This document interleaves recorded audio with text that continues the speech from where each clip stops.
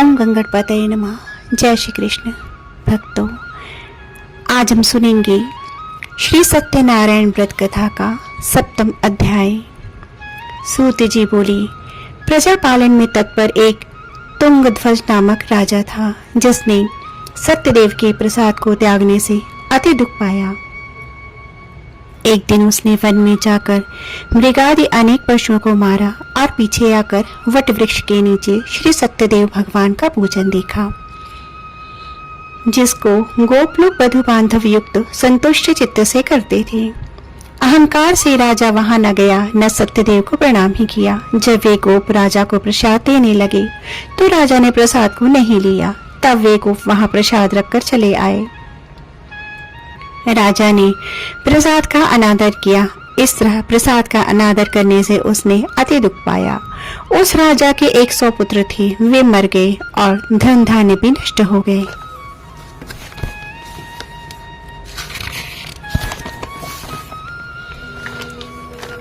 तब राजा ने अपने मन में विचार किया कि सत्यदेव ने ही धन नष्ट कर दिया है, इसलिए मैं वहीं जाऊं जहां सत्यदेव का पूजन होता था। वह विचार कर वहां जाकर अहीरों के साथ भक्ति श्रद्धा युक्त होकर विधि से उसने सत्यदेव का पूजन किया। तब सत्यदेव के प्रसाद से धन पुत्र आदि युक्त हुआ और इस लोक में सुख पाकर अंत में सत्यलोक को गया। जो प्राणी अति दुर्लभ इस सत्यदेव के व्रत को करता है और भक्ति युक्त होकर पवित्र फल देने वाली कथा को सुनता है, उसको सत्यदेव के प्रसाद से धन धान्य आदि प्राप्त होते हैं। दरिद्र धन पावे, कैदी छूट जावे, भरी याद भय से छूटे, इसमें कोई संशय नहीं है।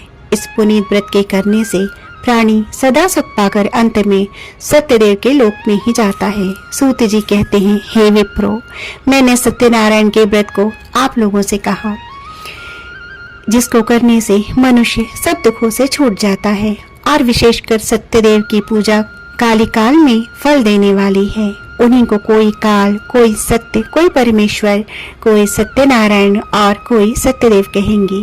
सत्यरूपी विष्णु सनातन कलयुग में अनेक रूप धारण कर सबको वांछित फल देने वाले होंगे। हे मुनि श्रेष्ठ, जो प्राणी इसको पढ़ता या सुनता है, उसके संपूर्ण पाप सत्यदेव के प्रसाद से नष्ट हो जाते हैं। इसमें कोई भी संशय नहीं है।